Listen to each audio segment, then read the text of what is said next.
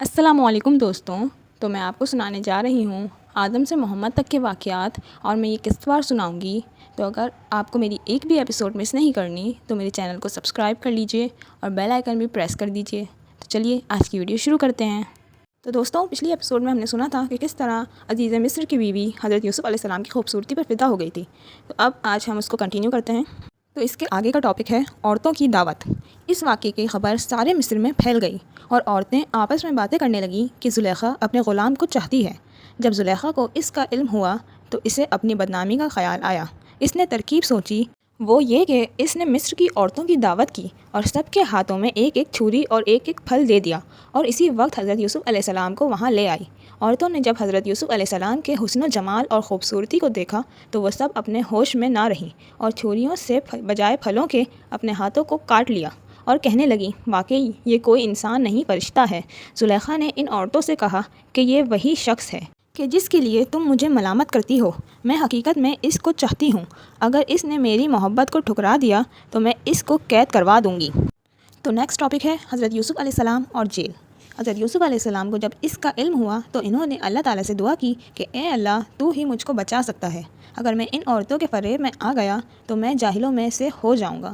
اس سے یہ بہتر ہے کہ مجھے قید خانے میں ڈال دیا جائے۔ اللہ تعالیٰ نے حضرت یوسف علیہ السلام کی دعا قبول کی اور وہ جیل میں ڈال دیے گئے۔ حضرت یوسف علیہ السلام سے پہلے جیل میں 2 قیدی اور بھی تھے، ایک شاہی باورچی اور دوسرا بادشاہ کو شراب پلانے والا ساقی۔ ان کے خلاف الزام تھا کہ انہوں نے بادشاہ کو زہر دینے کی کوشش کی ہے۔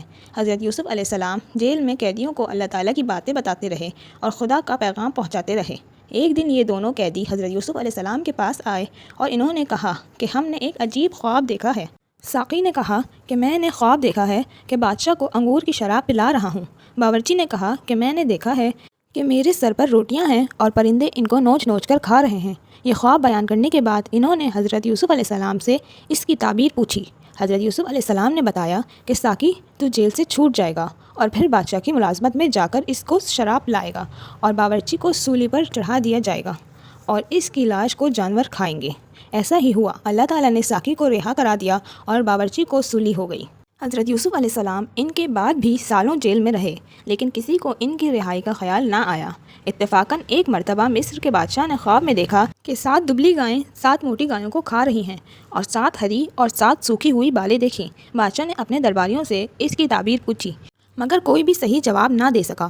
اس موقع پر ساقی کو یاد آیا کہ اس نے اپنا خواب حضرت یوسف علیہ السلام سے پوچھا تھا اور آپ کا جواب بالکل صحیح ہوا تھا۔ اس نے کہا کہ جیل میں ایک شخص ہے جو خواب کی صحیح تعبیریں بتاتا ہے۔